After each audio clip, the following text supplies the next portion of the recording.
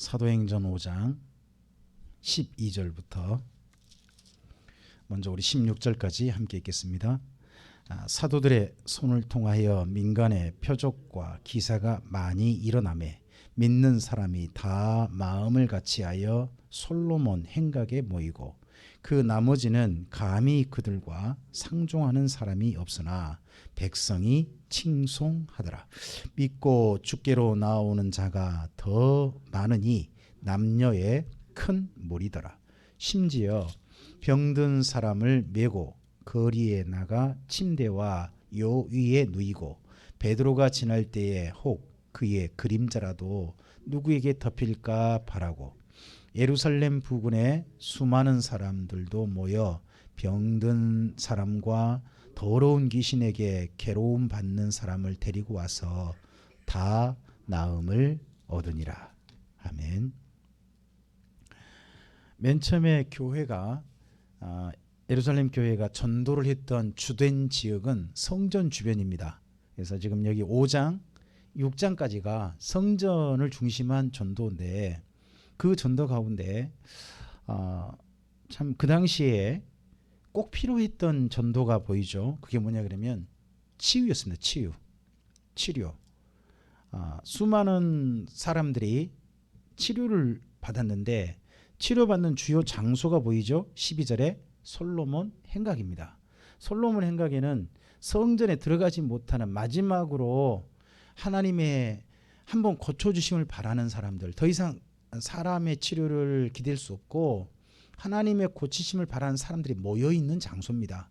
우리에게 유명한 그 솔로몬 행각에 있는 한 곳이 있다면 베데스다 연못이죠. 그 요한복음에 거기 있지 않습니까? 한번 물이 동하면 사람이 다 들어가려고 하는 그곳이 있는 바로 거기가 솔로몬 행각입니다. 지금도 베데스다 연못이 가면 있어요. 근데 가보면 베데스다 연못이 그 비잔틴 제국 때에 그 성지를 좀 만들어 놨는데 그때 부서진 흔적만 남아 있고 물은 하나도 없어요. 지금은. 근데 그때는 어떤 연못이었던 것 같죠. 그곳에 다 모였어요. 모여서 치료를 받길 원해요. 근데 한 가지 말씀드렸어요. 이해하실 것은 사도행전은 교회의 뽀샵이다라고 제가 말씀을 드렸어요. 최대한 교회에 어떻게 좋게 표현한 거예요. 여기 이제 13절에 이제 사실을 담았죠. 뭐예요? 그 나머지는 감히 그들과 상종하는 사람이 없으나 하는 간단한 말로 넣어놨어요.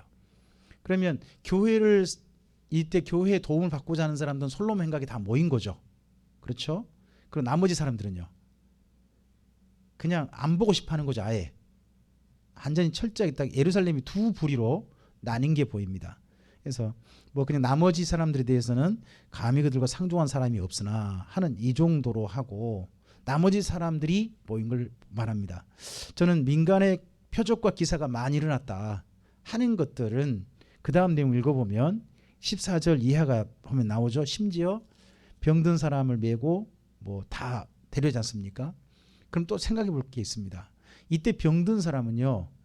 아마도 의사의 도움을 받아도 나았지 못했던 사람들, 또 심지어 가난한 사람들일 경우가 많을 겁니다. 뭐 의사를 찾아갈 수 없는 정도의 형편인 사람들, 그런 사람들이 이 교회의 무리가 모여진 곳마다 치료의 역사가 나타난다고 하니까 자기 집에 환자를 다 데리고 나왔을 겁니다. 근데 저는 이런 일이 또 우리 교회도 있었으면 좋겠어요. 16절 보시면 예루살렘 부근에 수많은 사람들도 모여 병든 사람과 더러운 귀신에게 괴로움 받는 사람을 데리고 와서 다 나음을 얻다 이렇게 표현해 놨잖아요. 물론 어느 정도 나았는지는 제가 잘 몰라요. 다만 이 글에서는 뭐라고 표현했어요? 다 나았다라고 하는 거죠. 저는 적어도 우리 교회에 오신 분들이 이 두 가지로부터 고침을 받았으면 좋겠어요. 진짜 건강해졌으면 좋겠어요. 병든 게 아니라 참빗기 옴으로써 좀 더 건강해졌다 하는 이야기가 있으셨으면 좋겠어요. 또 하나 뭐가 있으면 좋겠어요?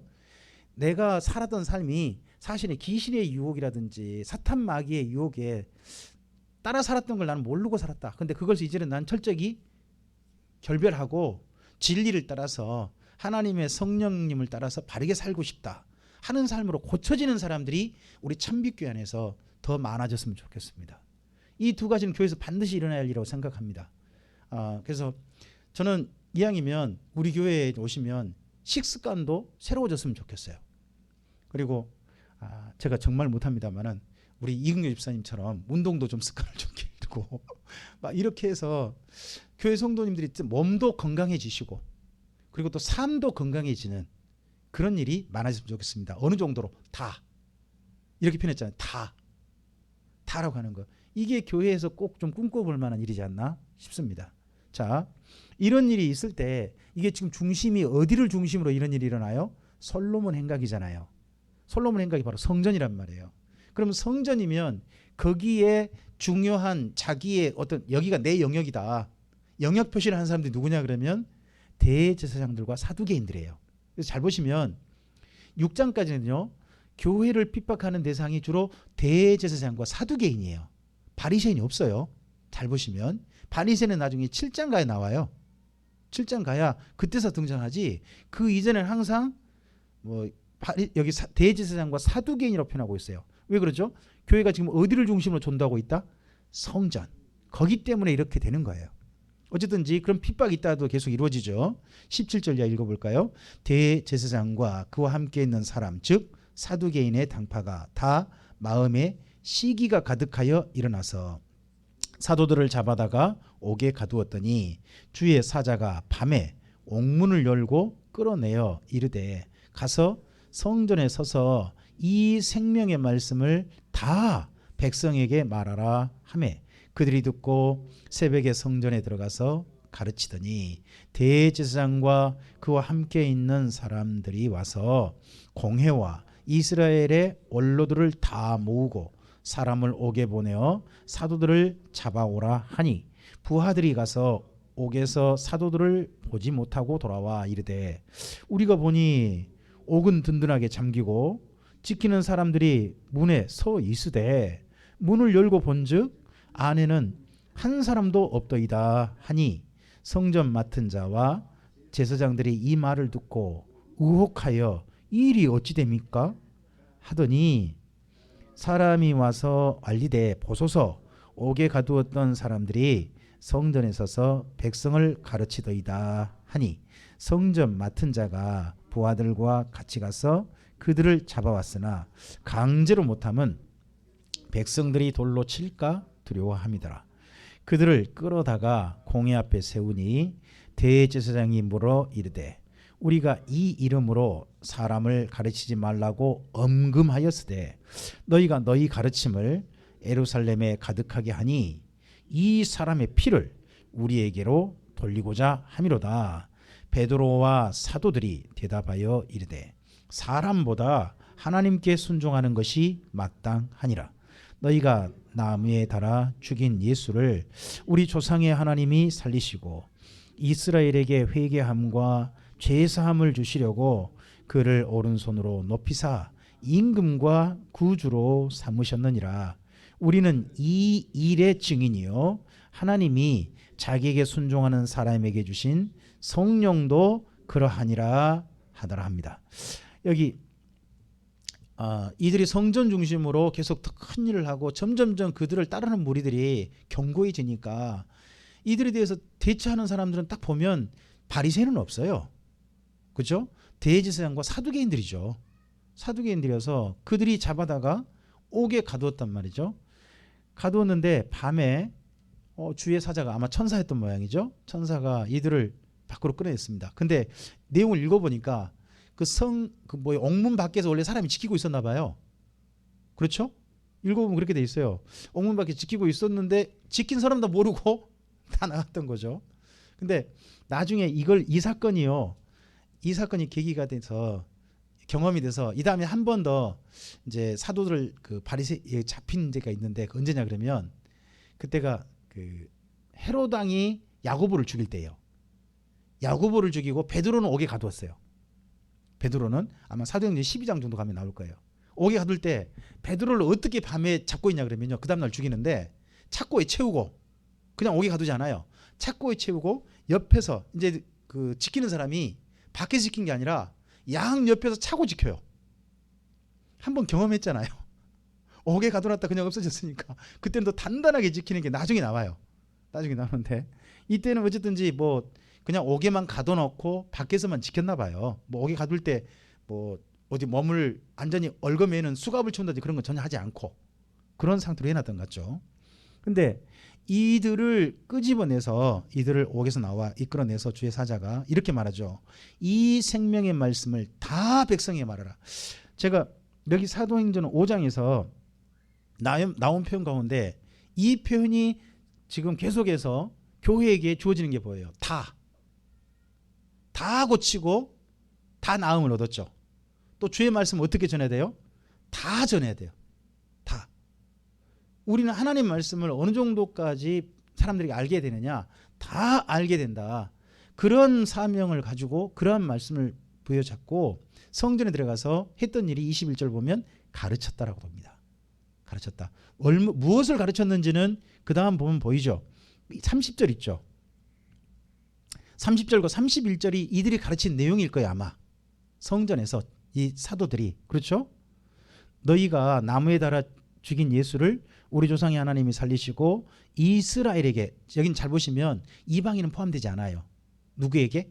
이스라엘에게 회개함과 제사함을 주시려고 그를 오른손으로 높이사 임금과 구주로 삼으셨다. 이 내용을 다 거기 모든 무리들에게 다 알리는, 가르치는 그런 일을 했을 거예요.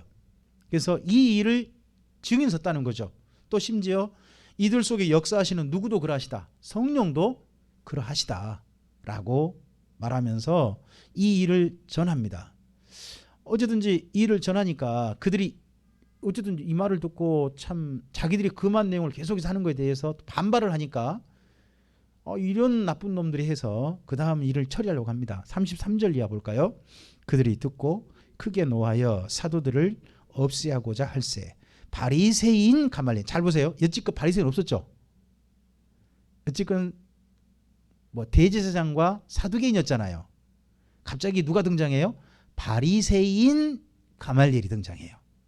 지금 예루살렘은 두 종파가 있습니다. 사두개파와 바리새파. 근데 드디어 바리새파 사람이 등장했어요. 읽어볼까요? 가말리엘은 율법 교사로 모든 백성에게 존경을 받는 자라. 공회 중에 일어나 명하여 사도들을 잠깐 밖에 나가게 하고 말하되 이스라엘 사람들아 너희가 이 사람들에게 대하여 어떻게 하려는지 조심하라. 이전에 드다가 일어나 스스로 선전하며 사람이 약 400명이나 따르더니 그가 죽임을 당하며 따르던 모든 사람이 흩어져 없어졌고 그 후 호적할 때에 갈릴리의 유다가 일어나 백성을 깨어 따르게 하다가 그도 망한즉 따르던 모든 사람이 흩어졌느니라. 이제 내가 너희에게 말하노니 이 사람들을 상관하지 말고 버려두라. 이 사상과 이 소행이 사람으로부터 났으면 무너질 것이요 만일 하나님께로부터 났으면 너희가 그들을 무너뜨릴 수 없겠고 도리어 하나님을 대적하는 자가 될까 하노라 하니 그들이 옳게 여겨 사도들을 불러 채찍질하며 예수의 이름으로 말하는 것을 금하고 놓으니 사도들은 그 이름을 위하여 능욕받는 일에 합당한 자로 여기심을 기뻐하면서 공회 앞을 떠나니라. 그들이 날마다 성전에 있든지 집에 있든지 예수는 그리스도라고 가르치기와 전도하기를 그치지 아니했답니다. 자, 여기 사도들을 죽이려는 사람들은 누굽니까? 30절 보니까 이거 사두개인들입니다. 사두개인들. 이렇게 하니까 이에 대해서 은근하게 뒤에서 이를 틀어버린 사람이 누굽니까? 바리새인입니다. 그러니까 이게 예루살렘 분위기입니다. 마치 꼭 이거 어디 생각하시면 되냐 그러면 민주당하고 자유한국당 생각하시면 됩니다. 서로 반대편에 서는 겁니다. 하여튼 정치적인 그 견해가 달라요. 다르다 보니까 뭐 사두개파 하는 걸 일에 대해서 은근히 좀 틀어버리는 거죠. 근데 이것이 그래도 교육에 뭐가 됐습니까? 그나마 유익이 된 겁니다. 그래서 어쨌든지 어떤 분들은 이 가말리엘이 한 말을 가지고 교회에게 굉장히 어떻게 보면 부드럽게 했다라고 생각하시는데 이 다음 보면요. 스데반을 죽인 사람들은 바리새파 사람들이에요. 그러니까 다 지금 어느 편에 선가요? 자기 이익이 따르니까. 지금 현재 이때는 바리새파 사람들이 그 영역인 회당이나 이런 데서는 피해가 전혀 없어요. 피해가 없어요. 지금 어디만 피해를 입고 있죠? 성전에만 다른 피해가 있잖아요. 그러니까 그거에 대해서 발끈하는 사람들은 사두개파인 거고 바리새파는 전혀 아닌 거죠. 뭐 이번에 광주에 한 분이 드디어 찾아오셨죠. 안철수 씨가 그랬잖아요. 드디어 찾아와서 광주에 좀 도움을 청하고 또 광주에게 좀 더 그 마음을 표현하는 일들을 했어요. 자, 그런 일들에 대해서 누구는 전혀 신경 안 쓸까요? 이제 우리나라 당으로 말하면 자유한국당 전혀 신경 안 씁니다. 근데 누구는 또 신경이 쓰여요? 뭐 민주당은 좀 신경이 쓰이겠죠. 그러면요, 그거에 대해서 은근히 좋은 일이다라고 자꾸 기사를 내길 바라는 사람은 누구겠어요? 뭐 그쪽이겠죠. 정반대로 그런 기사 안 나왔으면 좋겠다는 사람은 그런 거잖아요. 똑같은 분위기로 생각하시면 돼요. 그런 분위기 속에 교회가 서 있었어요. 교회는 그러니까 지극히 약자인 거죠. 근데 그런 그들이 쫓겨날 때 대신에 이제 타협이 됐어요. 이전에는 그 말만 했거든요. 말만 했는데 이번에 한 걸음 더 나가죠. 40절에 사도들을 불러도 이번엔 뭐까지 했어요? 채찍질 했어요. 이전에는 채찍질 한 일이 없었거든요. 이전에는. 근데 이번에는요, 2차니까 채찍질이 가해진 거예요. 네, 그렇게 해서 또 엄하게 해가지고 내보냅니다. 그럼 이 다음 세 번째는 뭐가 됩니까? 죽이는 거예요. 그게 나중에 야고보 사건이 됩니다. 자, 근데 이렇게 나갈 때 이들이 이제 드디어 성전에만 주로 있기 어렵잖아요. 그러니까 그 다음 전도 장소가 달라진 게 뭐예요? 42절에 성전도 있지만 어디에 있어요? 그전엔 집에서 가르쳤단 말이 없었어요. 근데 이번에는 뭐가 나와? 이제 집이 나오죠. 그러니까 전도 장소가 성전에서만 할 수 없는 거죠. 성전에서 많이 모이기 어려우니까 각 집에서 뭐 가령 마가의 다락방이라든지 이런 데 사람들이 모여가지고 거기서 말씀을 듣고 그랬을 거예요. 그곳에서 가르친 건 이 내용이죠. 예수님은 그리스도다. 예수님은 그리스도다.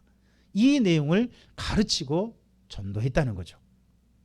자, 이로 인해서요, 사도들이 교회가 그러면 이제 성전 중심으로 하기는 어렵잖아요. 근데 식구들은 성도들은 좀 많아졌어요. 앞서서 내용 보니까 지금 3장부터 쭉 해보면 가난한 사람들이 많이 늘었거든요. 그래서 교회가 이때 특별히 했던 일이 뭐냐 그러면 그 자기 재산을 내놓은 사람들 가지고 음식을 하루 한 끼니 식사 같아요. 아무래도 뭐 세 끼니 식사는 안 되고 하루 한 끼니 점심 식사 정도를 아마 매일 했나 봐요. 매일 식사를 했던 것 같습니다. 근데 그 일이 소문나다 보니까 사람들이 그 식사가 필요한 사람들이 진짜 많이 모인 거죠. 많이 모여서 그 다음 이제 좀 어려운 일이 발생했습니다. 자, 6장 우리 좀 넘어가 보겠습니다. 6장 1절입니다. 그때에 제자가 더 많아졌는데 헬라파 유대인들이 자기의 과부들이 매일의 구제에 빠짐으로 히브리파 사람을 원망하니 12사도가 모든 제자를 불러 이르되 우리가 하나님의 말씀을 제쳐놓고 접대를 일삼는 것이 마땅하지 아니하니 형제들아 너희 가운데서 성령과 지혜가 충만하여 칭찬받는 사람 7을 택하라.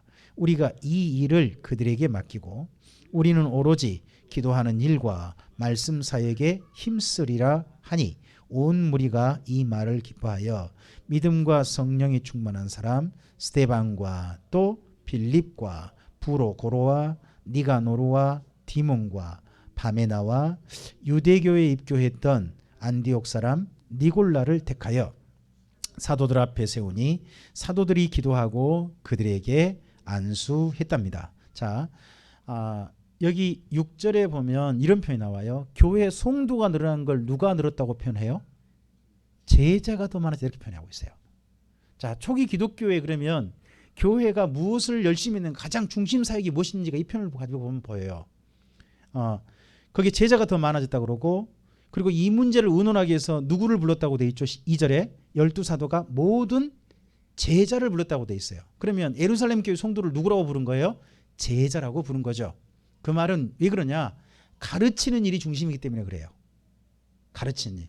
가르치는 일이 중심이다 보니까 모든 성도를 뭐라고 부르는 거예요? 제자라고 부르는 거예요. 우리는 그 뭐라 그럴까? 제자 그러면요. 우리나라에서는 성도보다 훨씬 더 주님 안에서 신실한 사람처럼 여겨지는 그런 그 언어 습관이 있어요. 왜냐 그러면 제가 받은 훈련이 제자 양육이었거든요.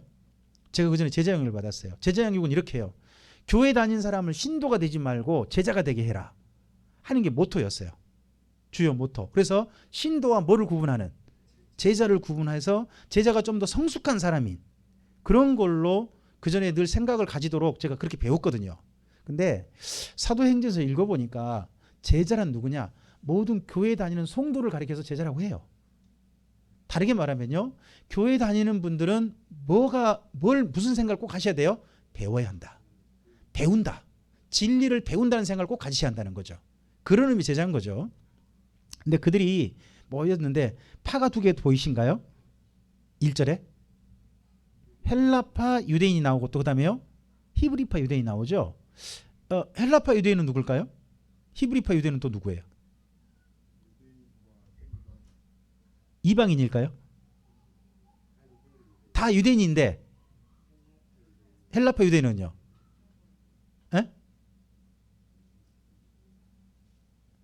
그 맨 처음에 그 3,000명 회개했잖아요. 3,000명 세례 받았잖아요. 그 사람들이 예루살렘 사람이었나요? 그 로마 지역적에 흩어져 있던 사람들인가요? 흩어져 있는데 그냥 안 떠났던 사람이죠. 안 떠난 사람들을 뭐라고 불러요? 그러니까 유대 땅에 살고 있지 않고 로마에 흩어져 살고 있는 유대인들을 가리켜서는 헬라파 유대인 이렇게 부르고요.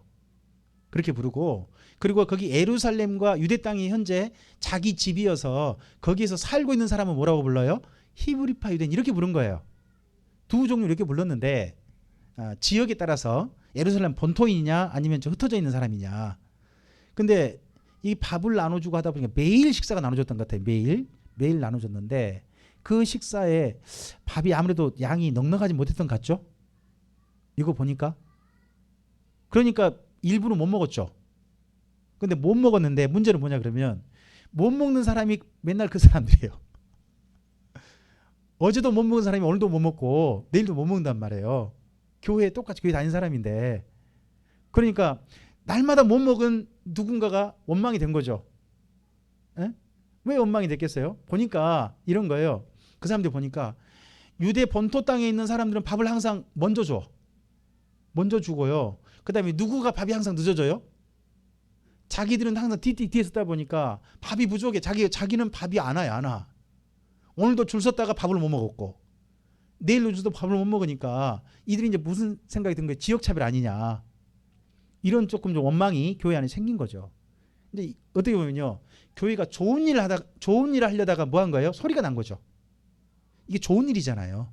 좋은 일을 했는데 그로 인해서 좋은 소문이 난 게 아니라 도리어 교회가 좀 시끄럽게 된 거죠. 그 좋은 일 때문에. 이제 이로 인해서 사도들이 좀 고민을 좀 많이 했던 것 같아요. 많이 해서 다 불러 모아가지고 이 일을 할 수 있는 사람, 점심 식사 같은데 점심 식사를 나눠주는 일을 자기들이 아니라 누가 다른 맡아서 할 사람을 찾는 거죠. 그래서 우리 3절은 좀 중요하겠죠. 3절 우리 다시 한번 3절만 읽어볼까요?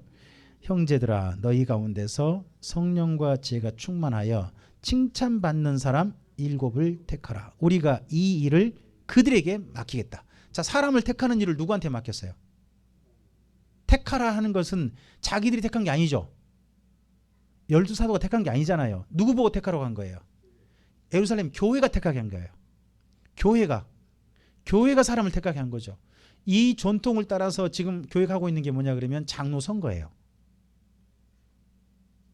자격 있는 사람을 내세우고 누가 택하도록 성도들이 택하게 한 거죠. 성도들이 택하게 한 거. 그 내용이 여기서부터 출발을 해요. 출발하는데 그 당시 교회가 보기에는 뭐가 조건이죠? 성령과 지혜가 충만하고 또 어떤 사람? 칭찬받는 사람 몇 명? 7명. 자, 사도들은 몇 명이에요? 12명이잖아요. 근데 몇 명이면 충분하다는 거예요? 7명이면 충분하대요. 12명도 못한 일을 7명이 할 수 있나요? 어떻게 생각하세요? 근데 이 다음에 보면 하거든요. 해내요. 그러면 이 일을 해내는 능력이요. 누가 더 뛰어난 거예요? 솔직히 12명보다 나중에 뽑힌 7명이 훨씬 능력이 뛰어나다는 거 아니겠습니까? 뛰어나니까 이 일을 해내죠. 12명이 이것 때문에 상당히 교회가 소란스럽게 만들었는데 7명은 그런 소리가 전혀 없게 만들었잖아요. 저는 그래서 교회 일이요, 꼭 목회자가 해야 되느냐, 그리고 또 꼭 목회자가 원하는 사람이 해야 되겠느냐, 저 그렇지 않다고 생각해요. 여기 보면 교회가 원하는 사람이죠. 교회가 택한 사람이잖아요. 그래서 성도들이 정말 주님 안에서 좋은 사람이라고 생각하고 그 사람 추천한 사람, 그 사람이 그 일을 해야 되는 거고, 그리고 그 사람의 능력이요, 목회자보다 훨씬 뛰어날 수도 있는 거예요. 12사도가 지금 못한 일을 이들이 해내잖아요. 그런 것도 우리 충분히 봐야 됩니다. 자, 그렇게 해서 그러한 사람들 누구를 뽑았어요? 7명 뽑았는데, 이 중에서 우리가 알고 있는 사람은 사실 3명밖에 없어요. 첫째 사람이 스데반이죠. 알려졌고, 빌립은 이 다음에 사마리아 전도 때 등장해요. 빌립이. 그리고 또 한 사람이 등장하는데, 그 사람이 맨 마지막 사람 니골라예요. 니골라. 이 안디옥 사람 니골라, 유대교 입교했던 니골라는요, 나중에 니골라 당이라고 하는 이단을 만들어요.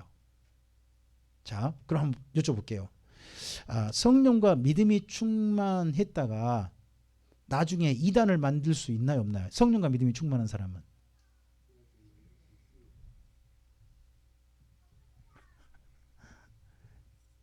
이거 말 잘해야 됩니다.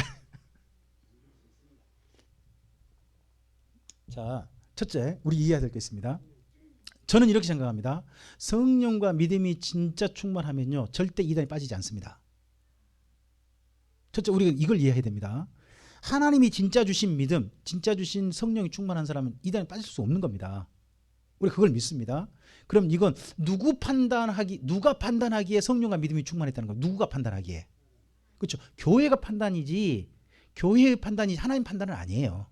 우리가 이해할 것은, 지금 우리 교회에 김명주 목사를 목사로 인정해 주는 것은 참빛교회 성도님들이잖아요. 그렇지 않나요? 저를 인정해 주시는 거잖아요. 우리 또 황장로님을 장로님을 인정해 주는 분들이 누구세요? 우리 참빛교회 성도님들이죠. 그렇죠? 지금 현재 우리는 성도들에게 인정받고 그걸 하나님의 인정으로 생각하고 일하고 있는 것뿐이지, 진짜 하나님께서 인정하신 거냐는 주님 앞에 서봐야 알아요. 사실은 진짜 한 것은. 또 우리는 그거 많이 보잖아요. 뭐 주변에 보다 보면요, 예수 잘 믿다가 장로까지 되신 분인데, 목사까지 된 분인데 신천지가 있어 어느 날. 그런 웃긴 사람도 있어요. 황당한 사람도 있다니까요. 아니, 또 그리고 솔직히 요즘 그 정광훈 목사님 말씀이 너무 지나치고 있어요. 이번에 또 하나 또 터졌어. 또 터졌어요. 이거 교리적으로 아주 심각한 문제가 터졌어요. 자기가 성령의 본체래요. 뭔 이런 말을 해? 이건 말이 안 되는 말이거든요. 성령의 본체니 이런 말은요, 있을 수가 없어요. 근데 어떤 사람이 한 말인 것처럼 인용해가지고 그 말을 자꾸 강조해 성도는 하니까 성도는 전부 다 아멘 아멘 하고, 그런 게 녹음이 돼가지고 아니, 이래버리면 답이 없어요. 사실 그렇게 생각해 보면요, 다르게 해볼까요? 그런 말을 하게 하는 영은 그런 생각을 가지고 있다면 그분이 진짜 성령에 감동된 분일까요? 의심해 볼 만한 그런 거예요. 사람들은 보기에 어떤 분들은 그분만큼 하나님의 선지자가 없다, 뭐 하나님의 뭐 사사다, 뭐 그렇게. 김진호 목사님은 그분이 이대 뭐 하나님 사사람이에요. 뭐 하여튼 그렇게 말을 하는데, 그게 그런 언행으로 보면 이거 도저히 성경과 맞지 않거든요. 그러니까 사람들이 인정한다 그래서 하나님 앞에 인정될 거냐는 부분은 또 별개인 거예요.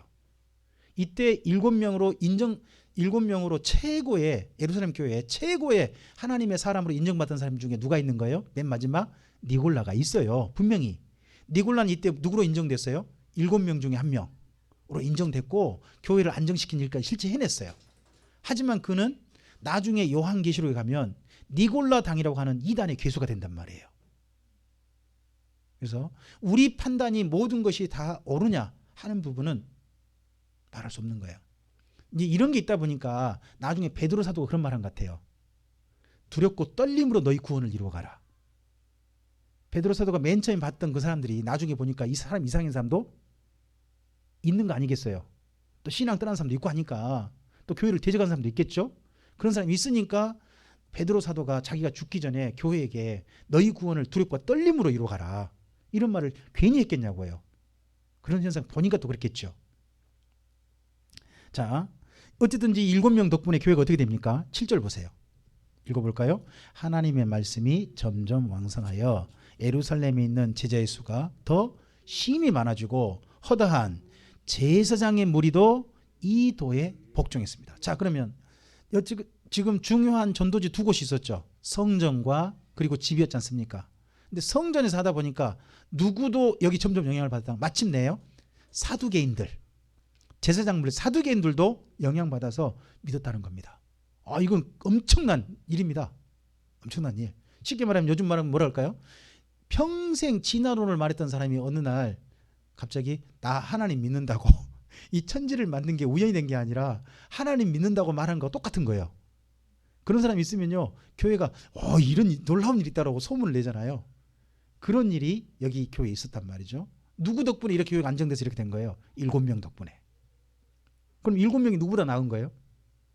인정해야 돼요. 7명은요 적어도 여기 12사도보다 더 낫고, 다르게 생각해 보면요, 12사도의 일을 7명이 분담해 줌으로써 사도들도 자기 일을 잘할 수 있었고, 또 누구도요, 7명도 그 일을 하면서 교회 일이 좀 더 안정이 된 거죠. 그래서 일은 혼자 하는 게 아니라 분담하고 능력 있는 사람이 만든 게 더 중요한 거예요. 자, 우리 나머지 좀 읽어볼까요? 8절 이하입니다. 스데반이 은혜와 권능이 충만하여 큰 기사와 표적을 민간에 행하니 이른바 자유민들 즉 구레네인, 알렉산드리아인, 길리기아와 아시아에서 온 사람들의 회당에서 어떤 사람들이 일어나 스데반과 더불어 논쟁할세. 스데반이 지혜와 성령으로 말함을 그들이 능히 당하지 못하여 사람들을 매수하여 말하게 하되, 이 사람이 모세와 하나님을 모독하는 말을 하는 것을 우리가 들었노라 하게 하고 백성과 장로와 서기관들을 충동시켜 와서 잡아가지고 공회에 이르러 거짓 증인들을 세우니 이르되 이 사람이 이 거룩한 곳과 율법을 거슬러 말하기를 마지 아니하는도다. 그의 말에 이 나사렛 예수가 이곳을 헐고 또 모세가 우리에게 전하여 준 규례를 고치겠다 함을 우리가 들었노라 하거늘 공회 중에 앉은 사람들이 다 스데반을 주목하여 보니 그 얼굴이 천사의 얼굴과 같더라 합니다. 8절부터 15절의 이 내용을 이제 드디어 교회가 전도 지역이 달라진 게 보입니다. 앞서서는 어디였습니까? 성전과 그리고 집이었죠. 그런데 거기 이제 8절 가면 어디로 갑니까? 민간으로 간 게 보이죠? 하나 더 9절에 보면 새로운 전도 장소가 나옵니다. 어디입니까? 회당입니다. 근데 그 회당을 중심으로 세력을 가지고 있는 사람들이 누굴까요? 그들이 바리새인들입니다. 바리새인들.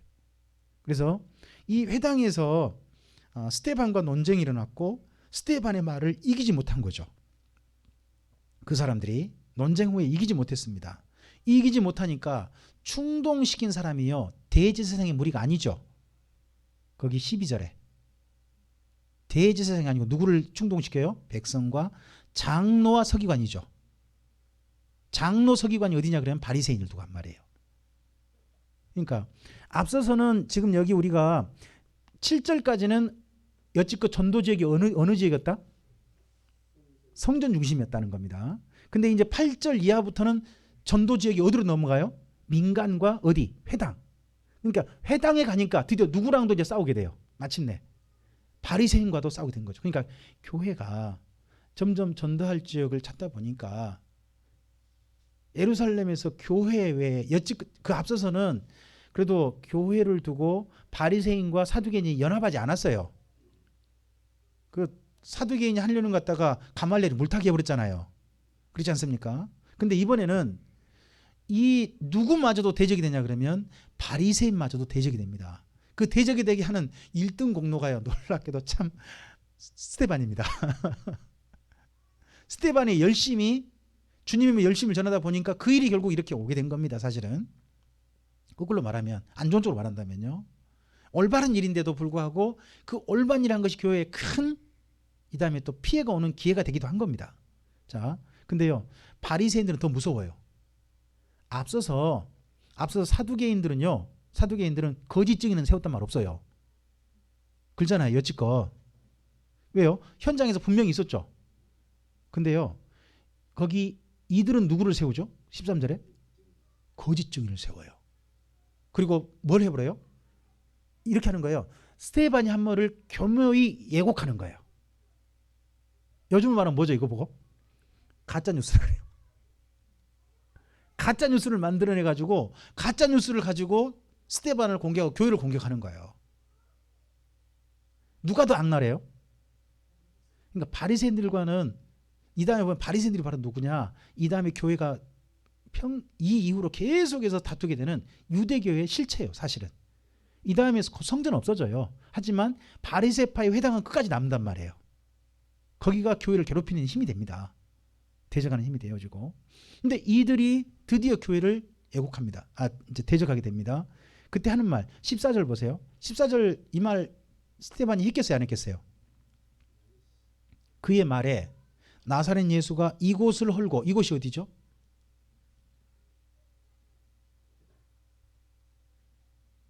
이곳이라는 곳이 지금 여기 공회에 지금 썼다고 돼 있을 거예요. 그렇죠? 거기 12절에 공회. 그러니까 12절, 15절 다 보시면 공회가 있죠. 공회. 공회면 어디예요? 산헤드린 공회. 산헤드린 공회. 산헤드린 공회를 무너뜨린다는 말 안 했어요. 스테반은. 어디가, 예수님은 어디를 무너뜨린다 그랬죠? 성전. 근데 산헤드린 공회를 무너뜨리려 했다 하는 식으로 말을 지금 엉뚱하게 애곡을 했고, 그 다음에 또 모세가 우리에게 전하여 준 규례를 고치겠다. 이 말은 맞아요? 틀려요?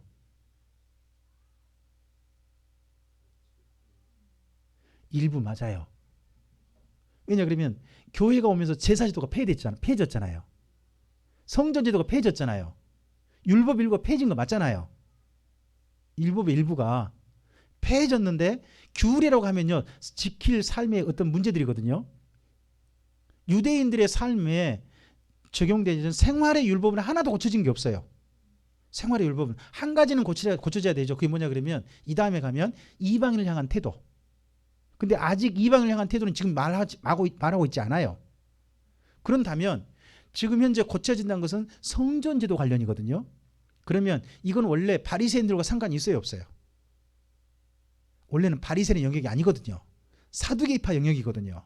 근데 그걸 지금 교묘히 자기들이 이 스테반의 말을 이길 수 없으니까 이 문제를 어디까지, 산헤드린 공회와 유대교 전체의 어떤 생활 규례의 문제까지도 끌고 와가지고 이렇게 말을 하고 있는 거예요. 근데 이게 이제 가짜 뉴스죠. 이런 식으로 말을 왜곡해서 했는데 그때 스테반의 얼굴은 천사의 얼굴 같았답니다. 근데 이거 보면 누가란 분도 천사를 굉장히 뭐라 그럴까 좋게 생각하는 분, 천사의 얼굴 그러면 우리는 어떤 얼굴이 떠오르세요? 아주 멋있는 얼굴, 잘생긴 얼굴, 편안한 얼굴, 뭐 하여튼 그런 얼굴로 떠오르게 했죠. 자, 이 다음에 이제 스테반이 한 말은 어떤 말을 했는지 이 장소에서 그 다음 말을 우리가 다음 시간에 좀 보도록 하겠습니다. 자, 보십시오. 앞서서 지금 현재 6장까지는 누가 주로 사역했습니까? 6장 앞서서는 사도들이죠. 사도들. 근데 6장부터 누가 지금 등장합니까? 7명. 예, 성도들 중에 선출된 7명. 그들이 사역을 이제 중심 세력으로 들어와서 이루어가는 게 보입니다. 그 중에 대표적인 분이 누구? 스테반. 근데 스테반의 전도가 결국은 교회의 핍박으로 돌아오는 계기가 됐다는 겁니다. 그러한 계기 가운데 여기에 서 있습니다. 자, 우리의 삶이요, 주님 안에서 바르게 일한다 그래가지고 꼭 우리한테 바른 결과가 올까요? 저는 그렇지 않다고 생각합니다. 꼭 그렇지 않을 수 있다. 우리는 아무리 바르게 해도 그거에 대해서 억울하게 잘못된 말을 한 사람도 있을 것이고, 폄하하는 사람도 있을 것이고, 못된 눈으로 보는 사람도 있을 거라고 저는 생각합니다. 그래서 여러분 저 주기도문 기억나실까요? 오늘 우리에게 잘못한 자들에게 잘못한 용서해 준 것 같이 우리를 용서해 달라고 그러잖아요. 그게 잘못한 자라는 사람은 누구냐 그러면 주기도문대로 바르게 사는데도 불구하고 우리한테 억울하게 피해를 가하는 사람들을 말하는 말이거든요. 그런 사람마저도 우리가 오늘 용서할 테니까 주님 언젠가 주 앞에 서는 그날 우리 죄를 용서해 주시길 바랍니다라는 그런 기도거든요. 그러면 참 이게 쉽지 않는 거거든요. 근데 그러한 일들을 교회가 해가고 있는 게 보입니다. 한 가지 우리 각오해야 될 것 같습니다. 바른 일을 해가지고 항상 좋은 소리 듣는다? 그렇지 않을 수도 있다 하는 것에 대해서 우리 좀 인정합시다. 그리고 그런 소리 듣는다 해서 그러면 우리는 바른 일을 멈춰야 될까요? 그건 끝까지 해야 한다고 생각합니다. 끝까지. 그 끝까지 하는 일 속에 우리들이 주 앞에 바로 꼭 설 수 있었으면 좋겠습니다. 잠시 기도하겠습니다. 주님 감사합니다. 함께 주의 말씀을 듣습니다. 이 말씀이 우리로 하여금 주님을 향하여서 바르게 걸어가게 하는 힘이 되게 하시고 삶의 태도를 바르게 하는 힘이 되게 하옵소서. 교회가 주의 복음을 다 전함으로 하나님의 일에 전심전력하고 하나님 말씀에 따름을 마땅히 여겨감으로써 교회에게 어려운 일이 오고 있습니다. 근데 그러할 때 사도들과 교회는 주님의 이름을 위하여서 능욕받는 것을 도리어 기뻐하고 주의 일을 멈추지 않았습니다. 예수님은 그리스도라 전하는 일들을 멈추지 않았습니다. 우리의 삶에 있어서 때때로 어떤 것은 수용하고 때때로 어떤 것은 우리가 받아들여야 할 것도 있겠지만 아무리 사람들이 하지 말라 그래도 우리 안에 멈추지 말고 지속돼야 할 것, 예수님은 그리스도이십니다 라는 고백과 그 고백이 담긴 삶을 진행함, 그리고 우리의 증언은 멈추지 않을 수 있도록 주님 도와 주시옵소서. 그래서 그날 주 앞에 섰을 때에 우리가 진실한 증인이었다라고 주께서 인정해 줄 수 있는 그런 삶으로 앞으로도 우리의 삶이 진행되게 하옵소서. 주님께 의탁드리오며 예수님 이름으로 기도합니다. 아멘. 새 번역된 주기도문으로 마치도록 하겠습니다. 주기도문합니다. 하늘에 계신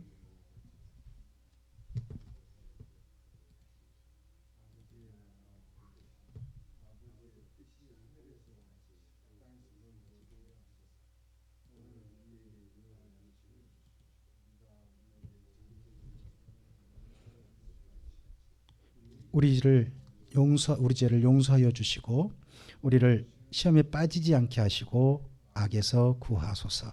나라와 권능과 영광이 영원히 아버지의 것입니다.